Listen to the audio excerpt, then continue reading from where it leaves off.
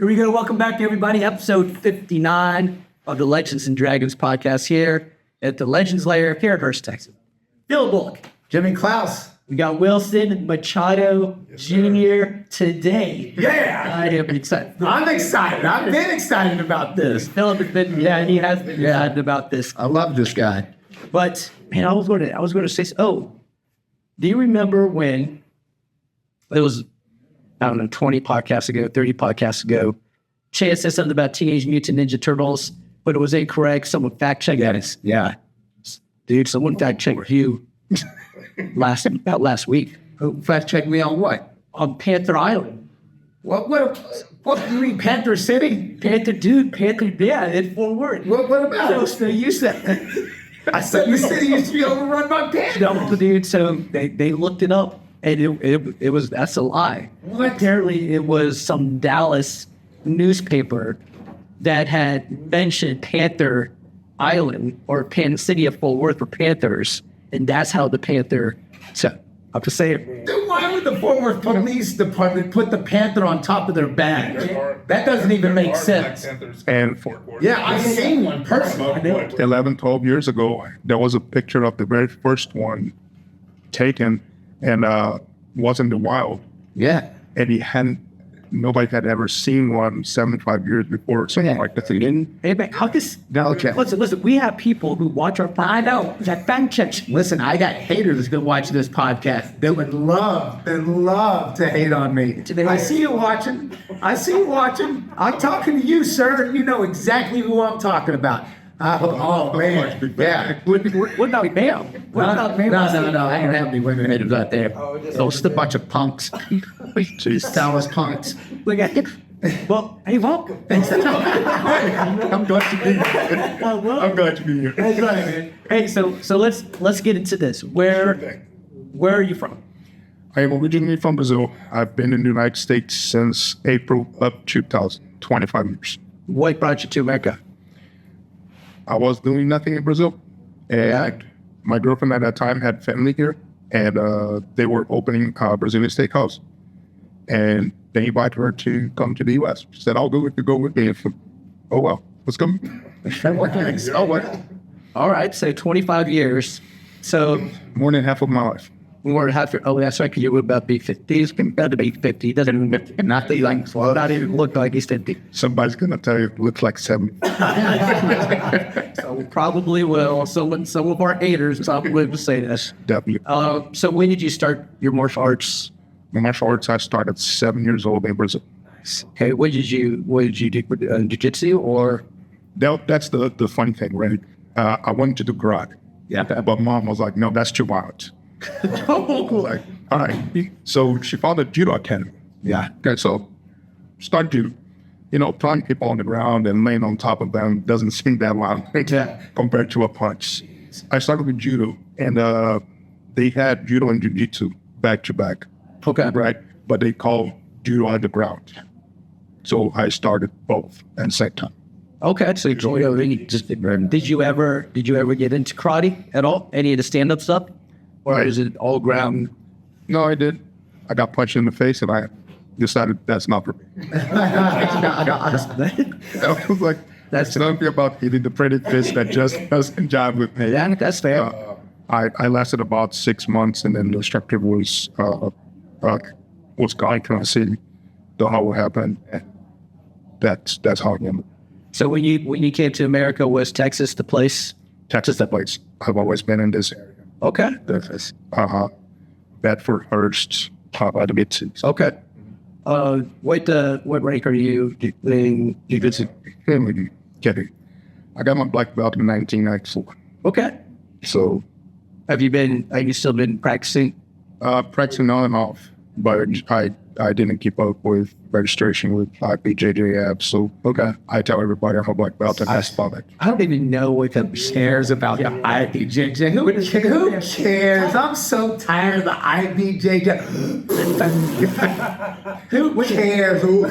If you're not IBJJF certified, you're not a black belt. Shut up. It's a money scheme. So when you get your black belt, it's like they want you $400 to get your black belt certificate through them. You have to be certified with their rules. It's just a bunch of crap. Don't get me wrong.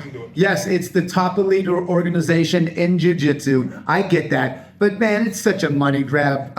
Yearly, you have to have a yearly membership fee, and you got to keep your card up with the ranks. That it gets expensive. Who cares? Listen, I've been training jiu-jitsu for 19 years. I'm a first-year black belt. I am not certified by the AIBJJF, and I can care less. They kiss my rear. I don't care. I love jiu-jitsu.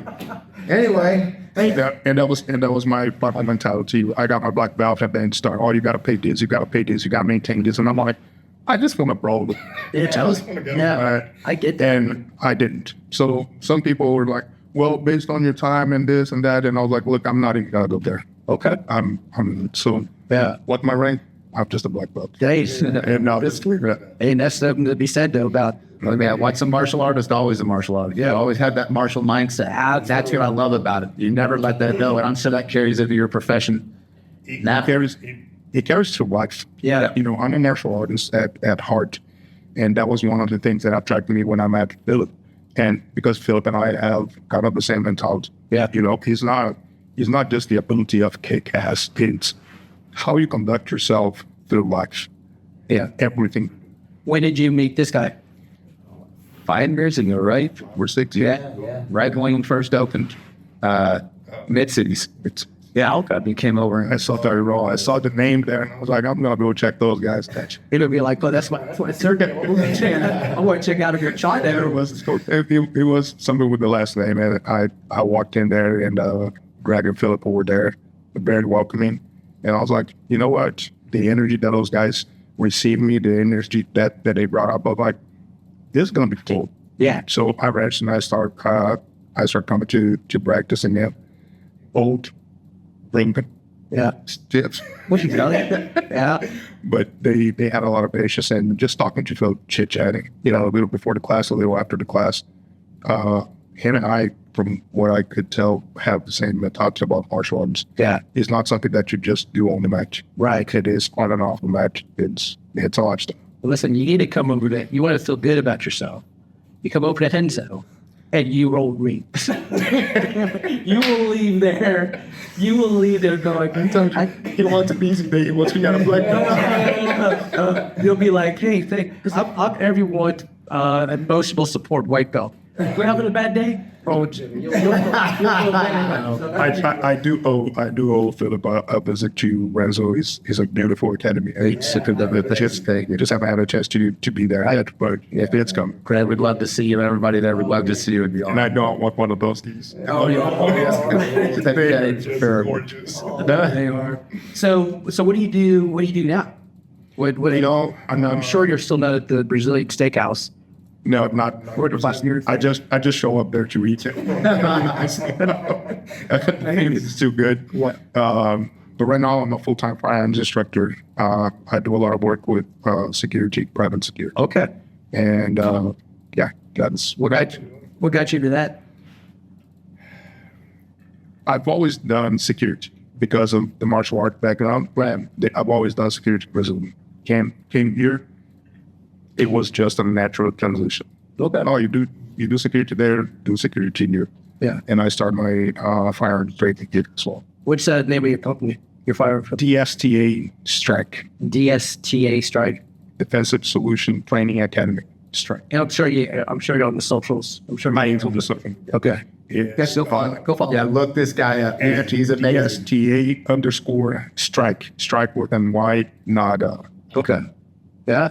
So how big is your company or your business? It's not big. I'm not out there after followers. I'm there to do good work for good people that are looking for training. Okay. This whole thing about searching for followers, 20, 30,000 followers is not me. It's not part of my personality. Yeah. I'd rather have 100 followers that will come to me and is like, Wilson, we need training. Let's set this up.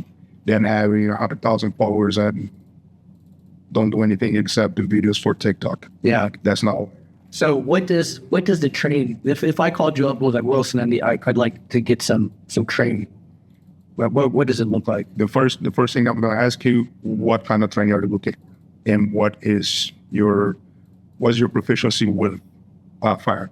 That's what I'm assuming you're asking, right? Yeah, no. And the answer that I got, oh no, I'm very good in my fire. No, And 99% of the time, that's a lie. no, what you said. So first I want to do an assessment. I just want to go to the range with you and watch issue. Okay. And then we can talk about whatever you want to get. People are looking for a lot for the CQB, what is sexy, what is fun, right? My question is it painful to? And they go, why? But the Navy SEALs, are you a Navy SEAL? No, then what do you get? Right. Right? Yeah. CQB is done in teams of 5, 7, or 9 people. And where's your team? Well, I can have them. Then I can't teach it. I need at least 7 people that are committed, that are going to be here so we can go through reps. Well, let me see if I can get that. And I'm still weak. Yeah. So you do any one-on-one? I do one-on-ones. What I do want to announce more is for the mom and dad that are out there and they want to protect their family, they want to have that fire. Right. So we do a lot of training from concealment. We want more than likely, but everything is from concealment. Well, because that's the reality of we are going to this. Yeah. Right. How do I go to Walmart? I don't put my tech vest on. I don't put my boots. It is shorts, flip-flops, the gun, and a t-shirt. That's how I go to Walmart. I don't have time to come home, put up my kit, and then go fight some imaginary scenario. Right. So this is how it fight. Understandable. Did you any scary situations? Have you had to Play devil. Yes, sir. How have you de-escalated? I mean, I'm sure martial arts obviously has played a role. I'm assuming that you just talk someone down. Have you had to restrain someone? I have had to restrain people. I have had to throw people on the ground. I have de-escalate situations. It varies, right? How martial arts help is the confidence that you have. Okay. I don't want to put you down, but I can. So I give you 2 choices. We either end this right now, or we can resort to box. Choose. If usually the person goes, what? I said. Yeah, I don't think a lot of people know that Texas is a mutual combat state. It is. If you and I get into an altercation and I say, hey, let's fight, and you say, okay, let's go, we're in a mutual combat. Neither one of us can go after the other one for any kind of damages. That's to say that it doesn't turn it crazy. Like, let's say that we do a mutual combat and I knock you out, and while you're knocked out, I get on top of you and beat your brains and so just now act that down. So that I did not. Yeah. Mutual combat state. So people don't understand that. Yeah. And it's crazy. It seems like crazy. It's crazy that I've been in martial arts for this long, right? Almost 42 years. And very few times I actually use wide. I think the biggest skill that I get from martial arts is knowing that I can. Right. And understand that I don't have to. Yeah, and staying calm. And maintaining calm. Man, so many people are quick to pull a trigger these days, especially from a car. That's insane. That's the scary part. And there's nothing that will protect you against that. Yeah. We can talk tactics, we can talk bulletproof vests, anything. But somebody drives a car and starts shooting. Yeah. That's crazy. And to me, it is. And to me, it's like, I don't understand what's one. To get road rage that bad is one thing, right? But to let somebody get so control of your temper that you have to resort to pulling your gun and fire.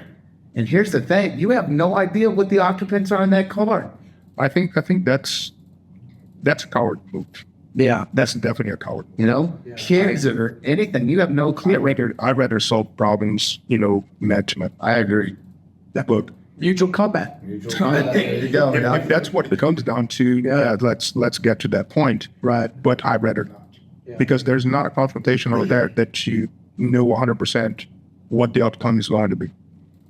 Somebody may push you, you trip and fall and hit your head, and next thing you know, you're paralyzed. Yeah, and it's over. Or up. If I push somebody or I don't know, judo throw somebody, and they hit the deck and all of a sudden break their neck. Yeah. Oh yeah, I'm in the world of trouble. Oh yeah, yes, You know, yeah, I'll go home and brag to my wife, yeah, I won that fight. And the next thing you know, somebody's knocking on the door. It's like, hey, we're taking you away for 30 years. Yeah. Right. Is it worth it? And to me, it is.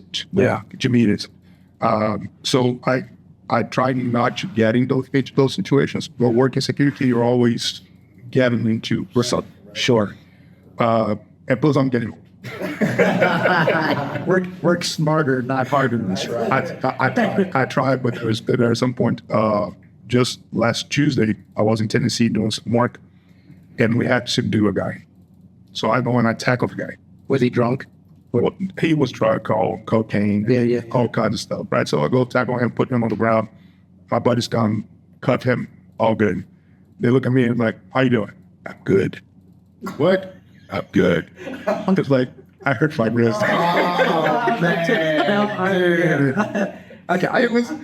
done that to a million times. And then one time I was like, they're like, man, do you need to go to medics? I was like, no, really good. That was good. Worst. How you feel now? An hour later, I was like, yeah, take me to medics.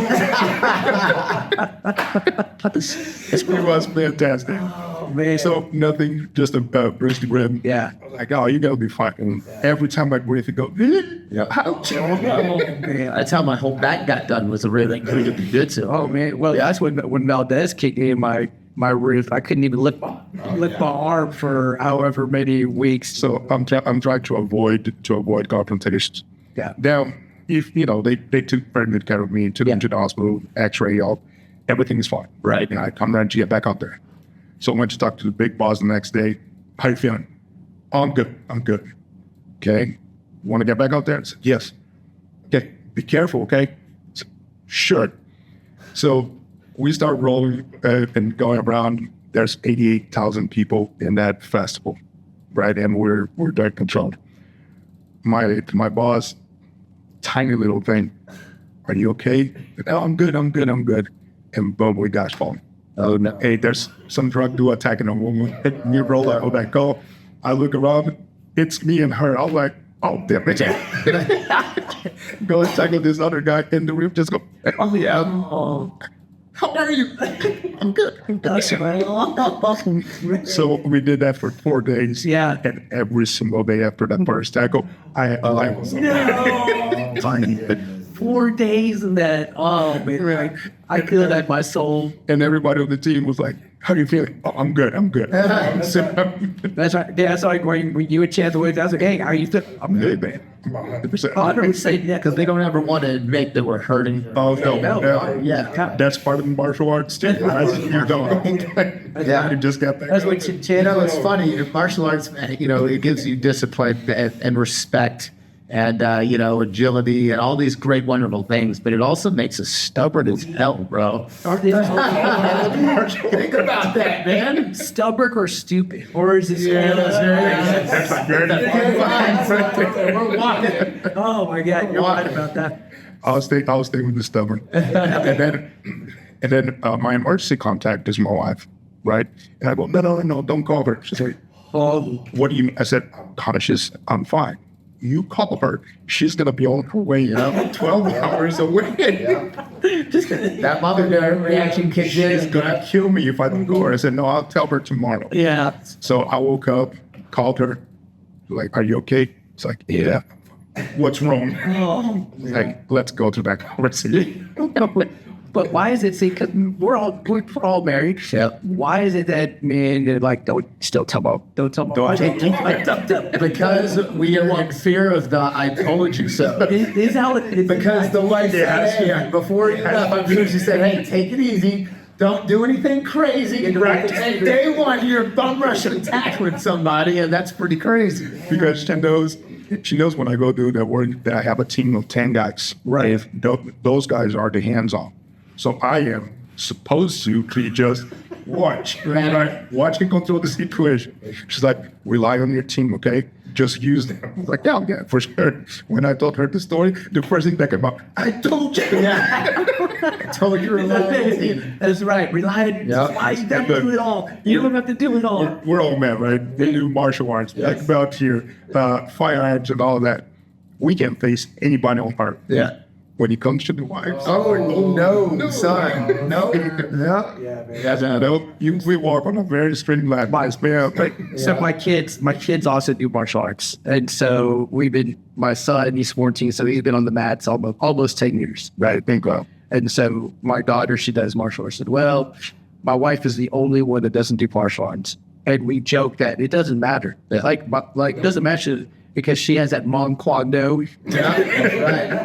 That's the scariest thing. That's right. I don't want that Mon Kwando.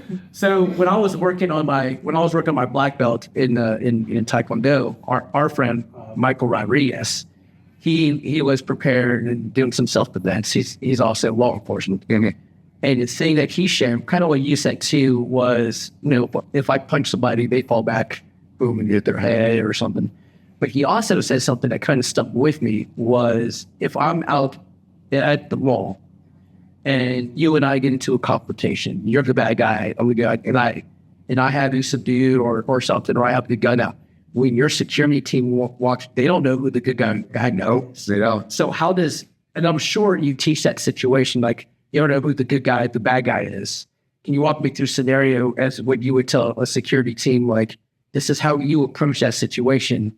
Like, do you take both of them? And we split them both. Every situation will be different, right? But to the scenario that you brought, if we roll up on a call and we don't know who's the good, who's the bad guy, we separate them both right away. We separate them both, and it doesn't matter what story they tell me. You're going that way, you're going that way. Now, the guy that has the gun on him, will you draw and make him put his gun down? With a gun is a little bit different, right? If there is the presence of a gun, if we're doing security and we're supposed to be there with our guns, we roll up with guns out, and it is immediately drop that tool. Gotcha. We don't want to take statements. We don't want to talk. Nothing. Drop the gun, and you got 3 chances. Drop the gun, or we drop. So I'm my security law enforcement knowledge is very limited. So your security team, right? So how does the hierarchy with like police departments, you get contracted out by police department? Like, how does? No, I don't do security contracted by a police department. It's in private security. Yeah. So things are private clients contract me and some of my team. Okay. So our rules of engagement are very, very different from a police officer. How so? Like what do you mean by that? It's okay, and I understand that the haters out there will have something. So that's sorry, make it more. That's a bit. They help with boost our numbers. The haters. The police officers, they are trained to protect and serve, right? And they want to protect the public. Everything that they do is to protect the public, right? I don't protect the public. I protect my clients. Ooh, okay. That's a big difference, right? That makes sense. Yeah. So the rules of engagement for them are different than mine. Okay. They have to go step by step. I can go. Okay. If I need to protect my client. Okay. So that's the big difference. So I'm assuming you probably have to study a lot of the rule or laws or Texas laws. You always have to be up to date on those. Okay. Especially, I do work outside of Texas. Okay. So I have to be up to date in the law on the states that I travel to. Gotcha. So you're constantly studying too. So that is your martial arts. So even though you may not be on the maps 100% or a full time, because you're doing something. You always have in this private security world, you have to stay ready. You don't have time to go get ready. Right? Yeah. Yes, I am 50 years old. I am doing security in festivals where I'm fighting 25s, 30-year-olds. And it's like, and they are bigger, they are stronger, they're faster than I am. Yeah. How do you stay relevant in this industry? It's not about what I used to be or who I used to be. Right. What can I do now? Okay. Right. Yeah. And a lot of people love to come to me, oh, you're a martial artist. Yes. When are you competing again? I'm not. I have no interest in competition. I had my time, I had my fun, but I'm not doing competition anymore. well, then you're not a martial artist. That's crap. If that's what you're thinking, then that's what you think. And some people go, oh, you're in the UFC. Like, no. Like, Well, then you never really practice martial arts. no, that's so dumb, man. Okay, step on the mat with me. Right. So you have to be constantly in shape. Even though I'm not on the mats every week, every day, Yeah. I'm still on the mats. I'm still doing my cardio. I'm still lifting weights and taking care of my body because my body is what I need for work. Do you have like a workout regimen with your team? Like you guys, hey, every morning or every day, we hit the gym, you guys work The answer is no, but everyone that is a part of that team knows that they have to do the same thing. So if I wanted to be part of your team, would I have to go through like a physical sort of fitness stand? We are going to make sure that you're to board. So basically, you're the real deal, not like a. I don't want to throw any names out there, but Joe Schmo security at the mall, where the security officer's 300 pounds, and like saying, like walking around and you can't even see his duty belt because his stomach's hanging out. When I talk about my team, and there's a group of 7 or 8 individuals here that I call my team, and those are the guys that I trust. And hey, I have this gig. I need this many people. Would you come? And those guys are like, yeah. Each one of them are trained professionals. You guys hadn't judged bad. If you watch them walking into a phone, it's a scary sort. We all walk in. It's like, okay, we're ready, and we look ready. Now, we follow each other on social media, and of course, I'm keeping tabs on everyone, and they're posting their workouts. They're posting their training with their firearms and everything. And they're like, hey, I'm taking this course here with this person. Hey, do you know anybody that can teach me this? And we're always doing something. Every single person on my team. Yeah. So when we want to bring somebody else in, who do we bring in? Hey, I'm not going to put my bag for somebody that I don't fully trust. Right. Yeah. So if somebody comes and express the desire to, hey, I want to be a part of your team. Okay, where do you work? Well, I haven't done work in 3 years. Okay. What do you want to do? But I'm good. Okay. Do you train martial arts? No. All right. When was the last firearm class that you took? Oh, I never took one, but I was in the military. How long ago? 20 years ago. I'm like, no. No. There's absolutely not. Yeah. There are some people that go, and it really depends on their attitude. Right. They're like, no, I'm not trained, but I like what you guys do. Can you teach me? Oh, 100%. Right. If you're interested, we can always teach you everything. Right. So it's more based on that. Yeah.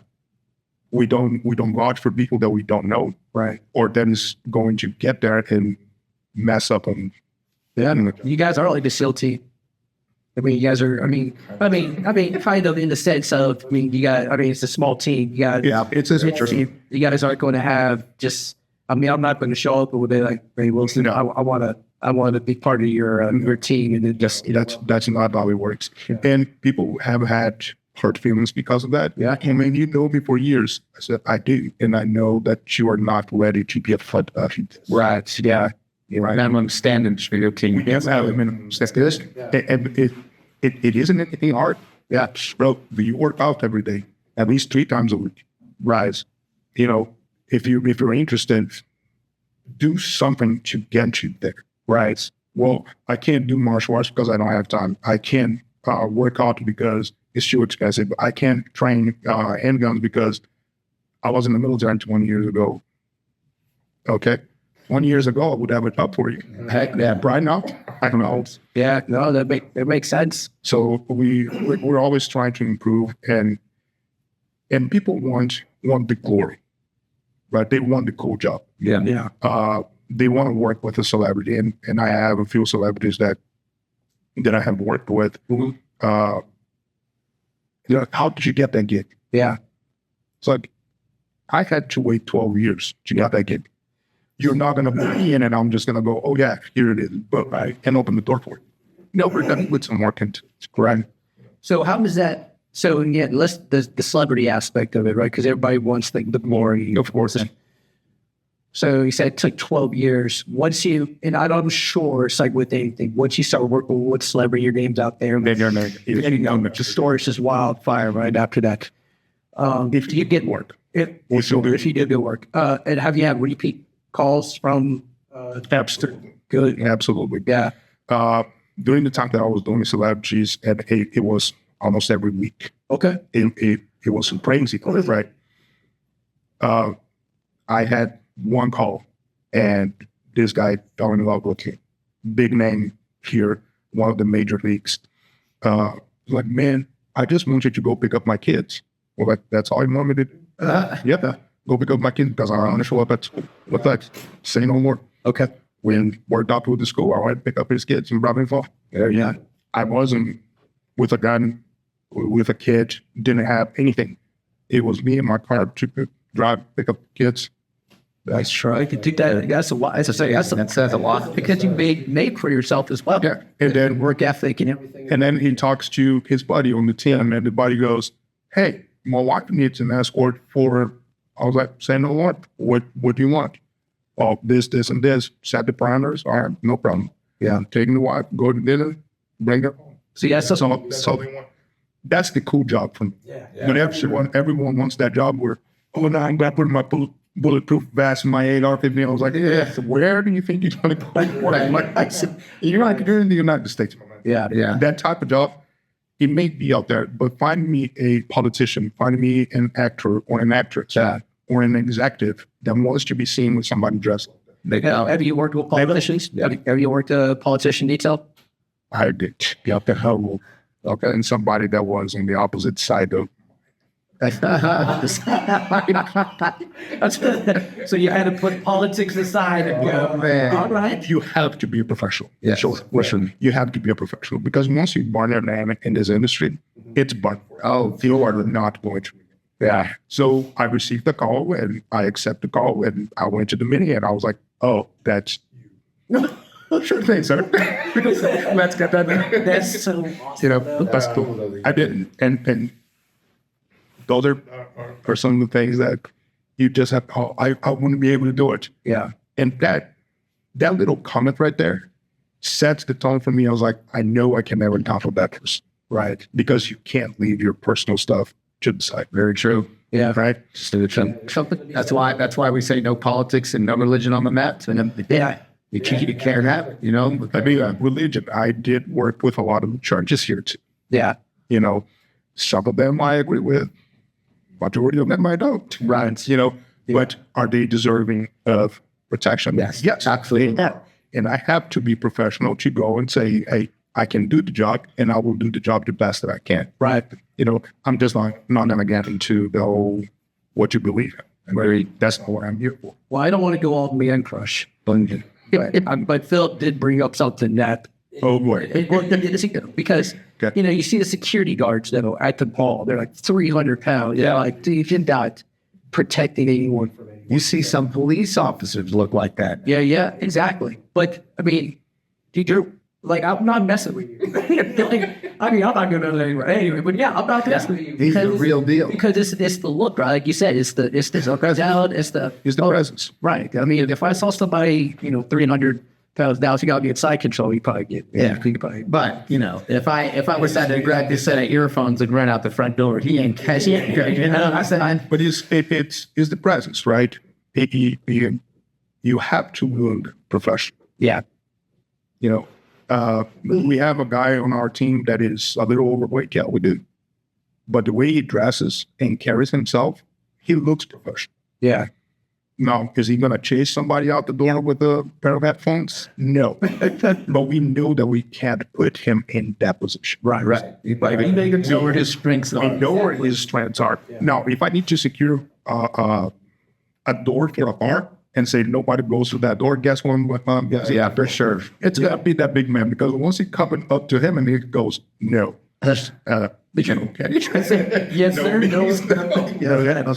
So is the right person for the right job, right? I was chosen to go to Florida, work one of the big fashion events.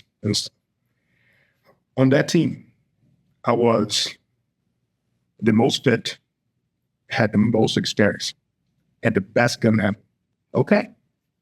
I'm like, I know I'm going to stay with the principal. I know I got this. They put me to secure the restroom door. Talk about an ego check. Believe, bro. You ain't lying. But it's like, But that's your job. You're there. that's my job. That's right. I can be a little bitch and complain about it, right? They will probably change my assignment, but I'll never work it again, right? Or I can go and do the best job that I can, securing that restaurant, right? And live great attitude. Absolutely. Yes. So attitude is everything. Yeah. When it comes to it.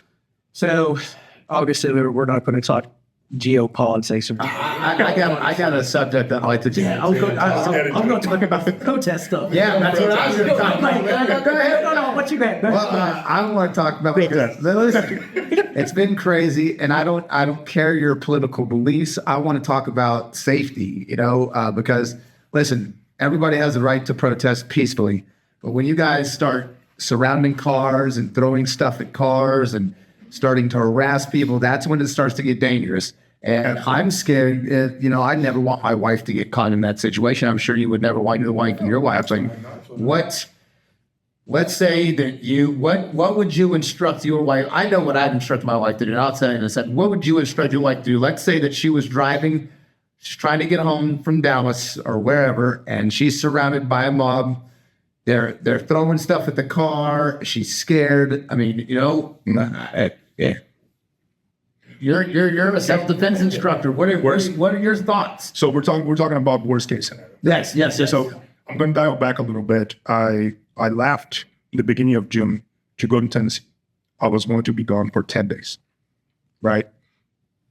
Wife was going to be here by herself. She does not carry a gun. Is not part of her. And I respect that. Sure. Right. The day that she wants to carry a gun, she will come to me and then we'll address all of it. During my time in Tennessee, I know that my shifts are at least 14 hours long. She knows I will call him when I can. Right. And it's going to be, hey, you good? Good. Bye. Right. There's no time for a lot of chit chat. Because if I'm not working, trying to throw people on the ground, I'm asleep. Sure. So when I start getting the news about the protest coming to Dallas, now the instructor came up, right? It's like a shift on me. My wife is by herself. She does not carry a gun. How can I protect her? And I am really big, and I will get into what you want to get into in just a second. Yes, sir. So I'm big in planning, preparing, and information. Okay? If you plan, prepare, and you have access to information, 90% of your problems are solved. Right. You're not going to get caught in the protest. And you're not going to get what you're protesting, right? So I know that she only used her defense for TikTok and Instagram, right? And not to get information. Right? So I sent her information. I was like, hey, pay attention to this. She's like, oh, but it's far from home. I'm like, look again. It is less than 15 minutes from home. If you are going out, please watch this.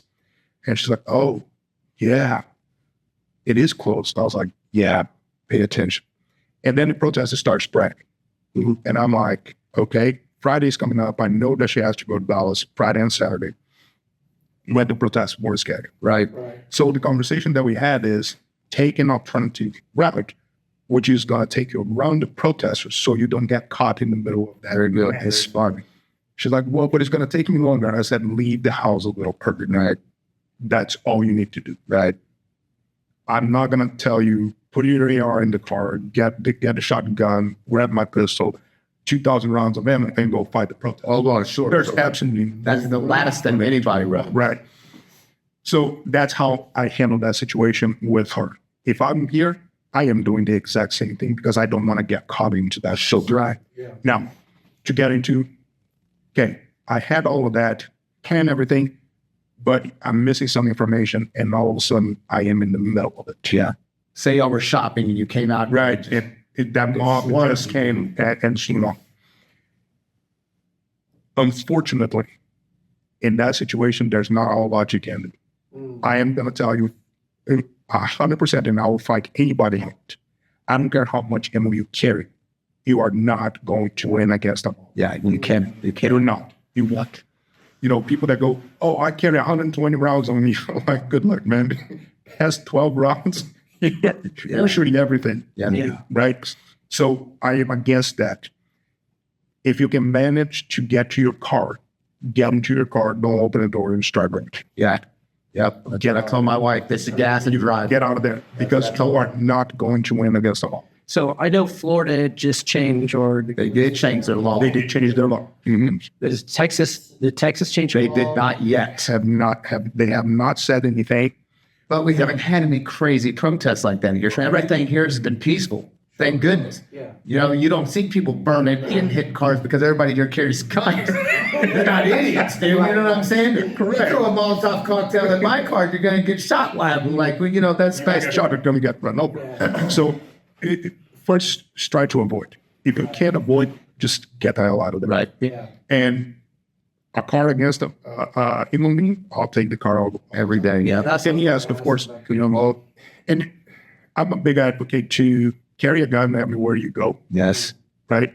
And carry a gun everywhere you go. Yeah. It's better to have one, even if I don't necessarily want to use it. But in that case where they swarm my car and I'm gonna start driving, somebody breaks a window. Yeah. Man, you jump up and bait for it. I'm sorry. Yeah. Yeah. That's true. Because once you put my wife and myself in danger, Right. So I agree. Yeah. I agree. I have the right to self-defense. Yeah. To the protesters, what I say is this. You have every right to go and protest. I don't care what you do. I don't care about your beliefs. Protest on what, right? Don't bring that stuff to my doorstep. Yeah. Right? Yeah. Do it peacefully. You have the right to. I do too. The difference between you and me is that I'm much better at violence than you have. Yeah. Truth. Yes. You know, Jordan Peterson said, I forgot that he was on an interview, and he goes, "Are you saying that that you can't be a man unless you're dangerous?" He goes, "Yes." He goes, "Absolutely. You have to be capable of danger. Otherwise, you're useless. If you're not capable of danger, it doesn't matter how mad you get, you're useless. Yeah. But a real man who is dangerous that's the kind of man you want because they're calm and they know how to bring it out when it needs to be brought out. Yeah. Otherwise, a man like that doesn't know how to harm somebody or kill somebody, you know, they're useless in the situation. Men that are dangerous don't need to brag about their capabilities. Exactly. We know we're capable. Exactly. Yeah. You know, if you want to try your luck, I'll do it with that spot.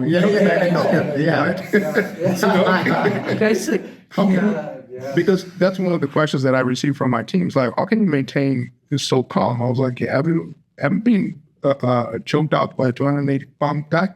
Right. Like, no, I said I have.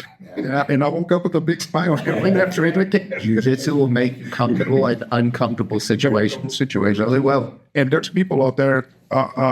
This team of guys that I have, they are extremely capable guys. Extremely capable guys. They are the guys that train our good guys.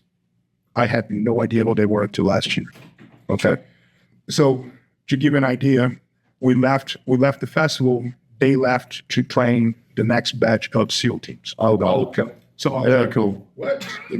But they are all super kind, big smiles. Yes. Yeah. And calm. And you never know they were some of the baddest men on the planet. Every time we roll up to a call, they start laughing.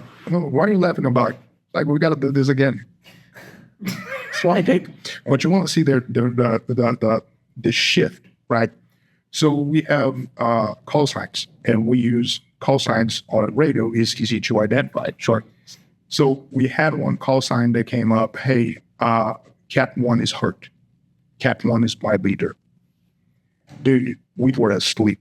Oh no. There's 6 dudes asleep, and we're like, Cat 1 is hurt. Everyone up, shirts off. We're going. That's the brotherhood, right? But that's the guy who's like, no, nobody touches our leader. Nobody touches our guys. Right. And you see all those guys going to that switch flip. And it's like, it's on now. Right. We are halfway to the call. And then we got, oh, this is not Cat 1. This is Camp 1. This is Camp 1. Oh, we're like, I'm sure, man. Oh, man. I'm sure you can't go to sleep right away. You got to give them a few minutes to calm down. And those guys were like, oh, man, the adrenaline is gone. It's like, no, we'll get another call. But one of them look at us and they better not touch one of us. Yeah. I was like, yep. Yeah. That was a big mistake. Yeah. So the protesters think that they are the only ones that are capable of violence. Yeah. No. Yeah. There's a breed of man out here that is very capable. We don't need to talk. All we want is good food and to be left. Okay. That's right. That's right. You know? Wilson, Texas has the biggest private militia in the world. Yeah. The world.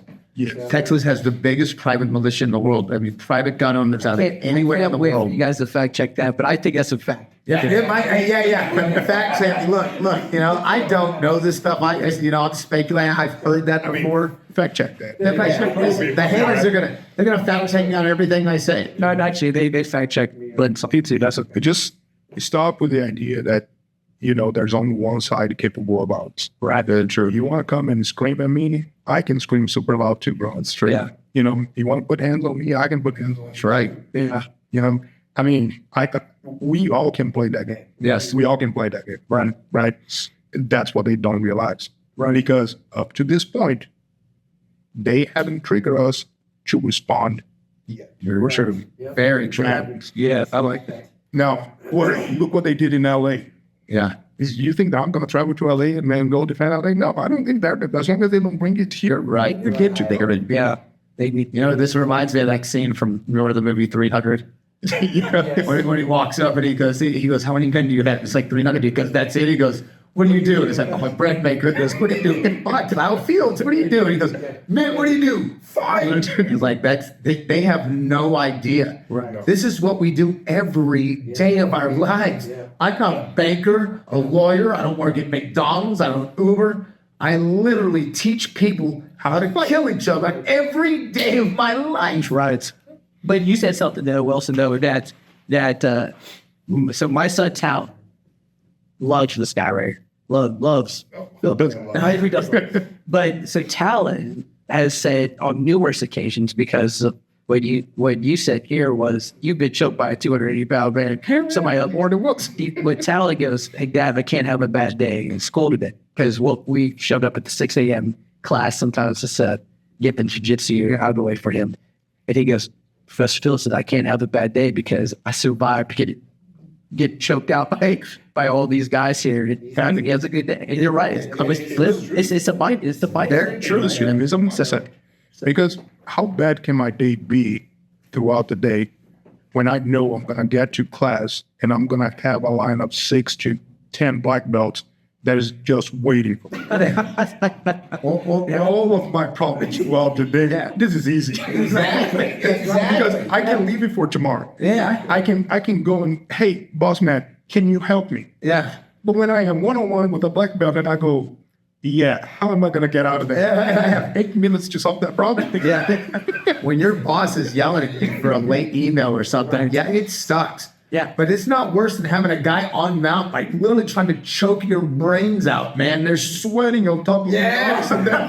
There are worse problems in the world, people. I'm a sweat when you get Jimmy's a sweater, y'all. when you get caught in that kimura and your arm starts snapping. Yeah.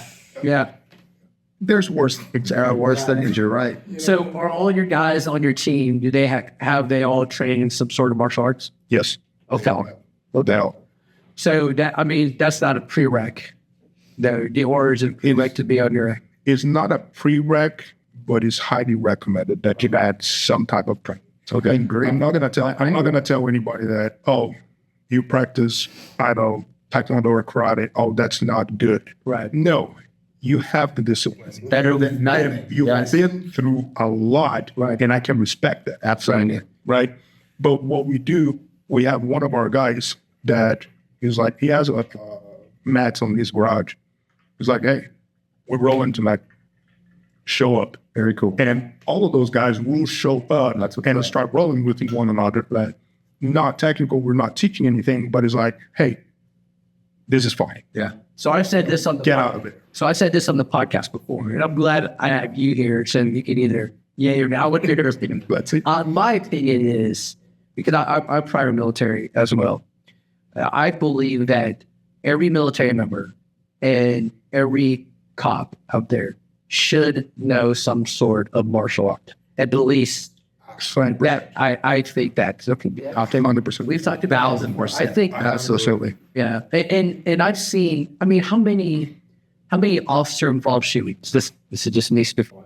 How many officer involved shootings could have been avoided had they know how to Deal to manage a situation? Yeah, too many.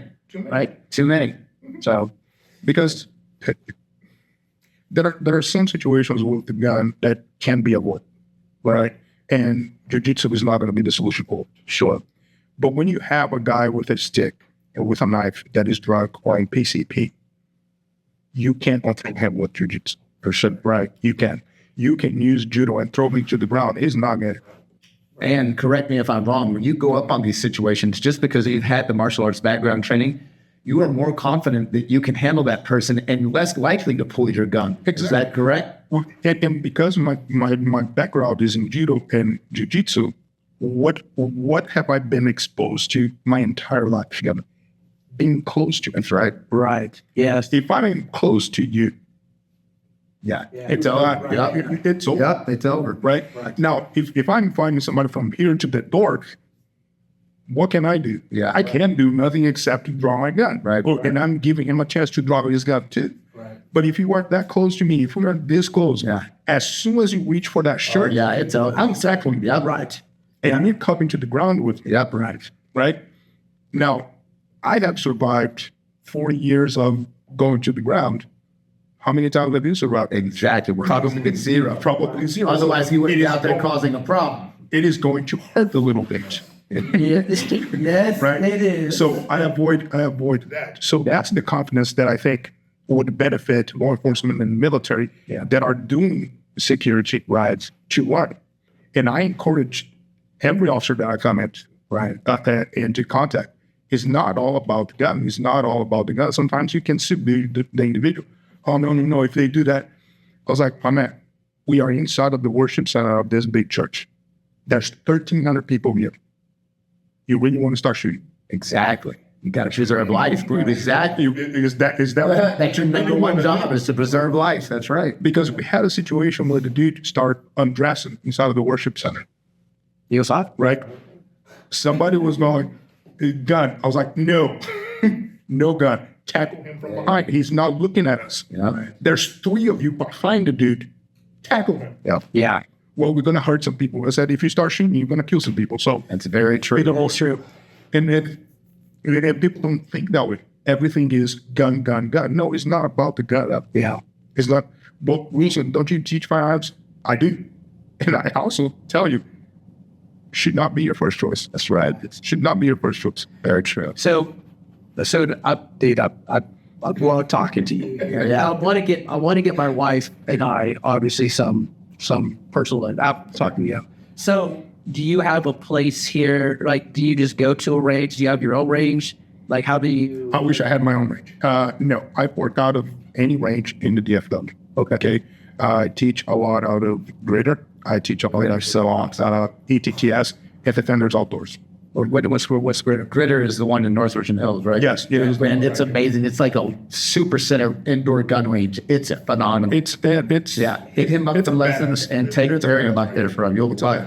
So do you contract with them? Like, do you have like set hours to work with these? No, whatever. I work based on her hours, right? It's for your wife. And she will tell me, hey, on Wednesday at 10 a.m. I'm free. Okay. I will go reserve the range and take her there at 10 a.m. Okay. So for me to get a class schedule is based on your schedule. Tell me what you can, and I will find the place and decide what to go do. What I love about this whole podcast, this episode, is I can tell that you have such a passion. Yeah, dude, he loves his art. I am a teacher at heart. Yeah. I love teaching. Right. That's why they click so well. Oh, that's the Firearms for me is, I love the idea that people go, you can't do it. And I love to break that. I was like, say what? Let me prove to you. So one of the biggest things for me with firearms, especially coming with females, right? Every husband, boyfriend, dads, every male goes, she cannot do it. She's like, not bad. And I love breaking those barriers. Yeah. I love breaking those barriers. Yeah. There is absolutely nothing that a woman cannot. So when they say they can't do it, what do they mean? Like, they can't shoot a gun? They can't get it? They go and buy the smallest gun they can for the female because it's all they can have. Okay. That female will touch that gun. Yeah. It's not going to be big enough. She's going to shoot him once and will never shoot him again, and she will never go back to the ship. Really? Yeah. I'm sure you see it time and time again. And nonstop. Okay. What I love to do when they approach, it was like, ma'am, would you like to try a full-size 19? What? She can't shoot that. I was like, yeah, she can. Yeah. You can shoot that from right here. And dude, every time they go into the range with me and they shoot that big gun, they come off with that big smile. I thought you said she couldn't do it. Yeah. It's like, look, because you cannot teach, but you don't know the information. Right. Don't make that or keep. They already put limitations on Don't put that right. Don't put your limitations on her. Right. Give her the opportunity to learn. Yeah. And shoot. And my wife hates me for this, right? She got together and she goes, will you teach me how to shoot? I said, I'll take you to the range. But will you teach me how to shoot? I will take you to the range. Yeah, and you won't take that. You can teach everybody, but you don't teach me. I said, I want to be the husband. You will not like his instructor. Very true. That's true. But you are so kind to everyone else. I was like, look, you see from a piece. I just say, yes. Yeah, right. So I will find somebody that I trust that can teach you. I don't want to learn from anybody else. I said, okay. So we did the experiment. I said, I'm going to be the instructor. Oh, what gun is good for me? Because that's the question that always comes up. So we drove to the range. I rented like half a dozen guns, put 2 of mine. So, which one do I shoot? I said, all of them. Which one is best for me? I said, I don't know. You tell me. I said, you pick up the guns and you start shooting. So she goes. And with that face expression, I was like, this is not going to go. So there was a colorful one, pink one. Yeah, she picked up, I like this one. I said, shoot it. Oh, I hate this. I said, I knew it. And I told you, did you believe me? She was like, but I like the color. I said, did you like shooting? No. I said, just keep going. So at the end, she shot all the guns. I said, I took my 1911 out of my holster. I said, shoot that one. Oh, that's too big. I said, just shoot. Shoot him once if you don't like it. She went, bum. I said, no. I said, now turn. Face me. Like, which one did you like better? That big one. That's it. Absolutely. Yeah. So now comes the instructor, right? And I explained to her why she didn't like the others, why she liked the big one. She's like, Beth will never carry that. And I said, that's not the conversation we're having. Right. I want you to feel comfortable shooting. I want you to enjoy shooting. So you become company for me to like a shoot. Very true. When you're ready to shoot, carry a gun. Then we will address a gun for you to carry. Very smart. But it's not. I'm not going to tell you which one. Right. You are going to find out. I know options. Yeah. Right? Because whatever fits me doesn't fit you. Right. Doesn't fit you. Right. We're all different. Yeah. Right. Yep. Sorry. Yep. Law enforcement background? No. Okay. Every law enforcement that you talk to was the best gun in the world. Glocks. Yeah. Why? I don't know. That's what I was issued. Exactly. That's what you're familiar with. But there's life after Glock. Yes. Yeah. Right? And I'd love to try different guns. So when I speak of a gun, it's not because some special force dude told me this. It is because I tried, I like it, or I didn't like it. Right. Dude, that's what I love about. So your passion for it, though, because you don't remain stagnant though. But you're constantly learning. I don't. You're constantly learning laws. You're constantly learning the gun. You're constantly. There's always a new gun on the market. Yeah, always coming. Everybody like, oh, staccato. I was like, yeah, I've shot. I didn't like it. Whoa. It was 6 years ago when staccato first came out. I was one of the first instructors in the DFW to do staccato range day depth. And I shot the gun. the very first generation of the John Wick gun. Yeah. I shot the gun and I said, this gun is not going to do what I needed to do. It's a competition gun. This is a fancy gun. This does not apply to me. So now everybody goes, oh, it's that kind of risk. I was like, I already been through it. All right.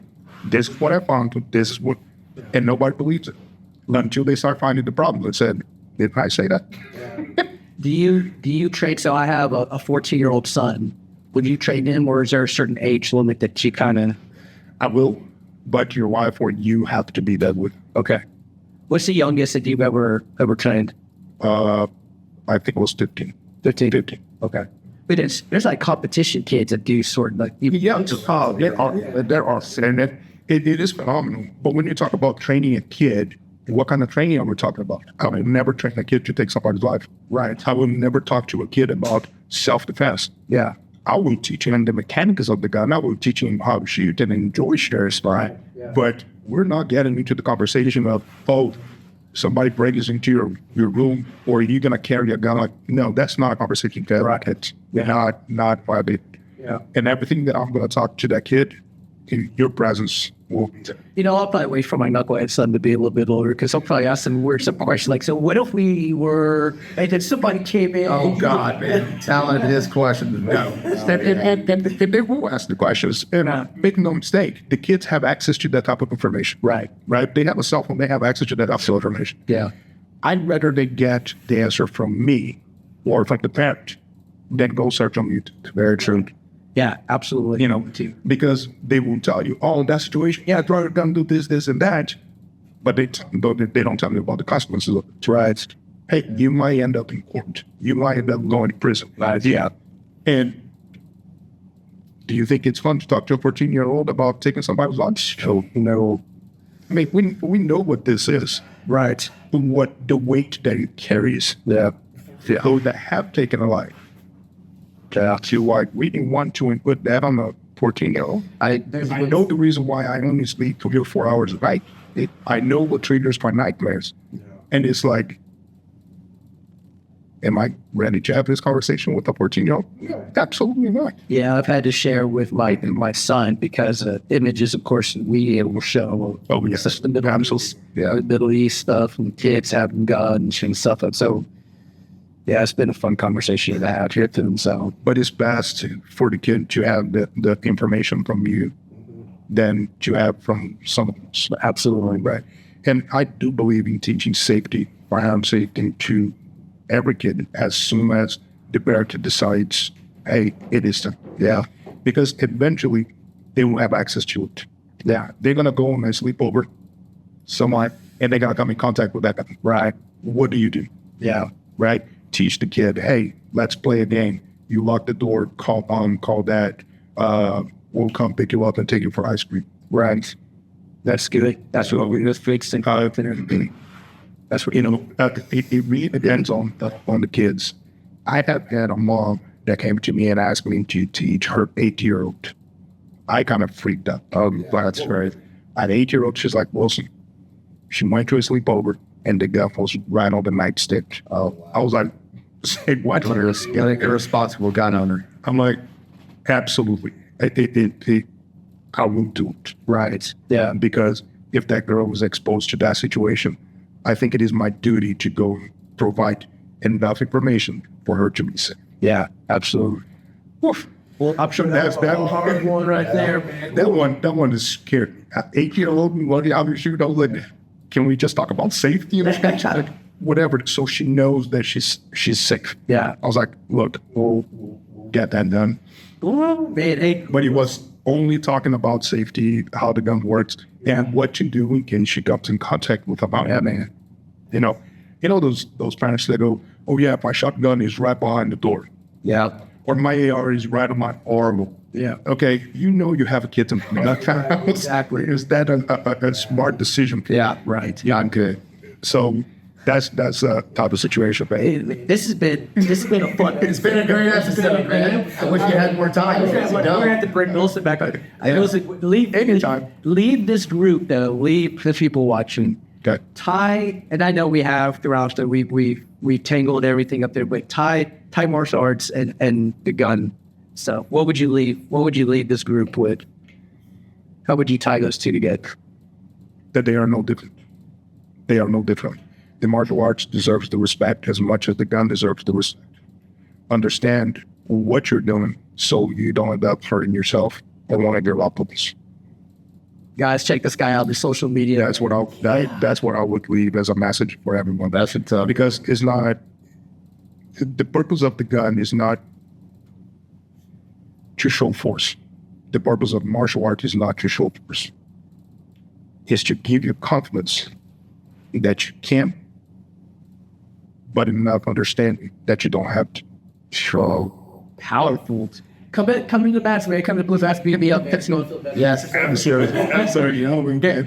Guys, listen, like, subscribe, go follow this guy on social media. Please. If you're in the Metroplex area, man, go hit this guy up for some gun safety stuff. Love you guys. Awesome. Next week. Awesome.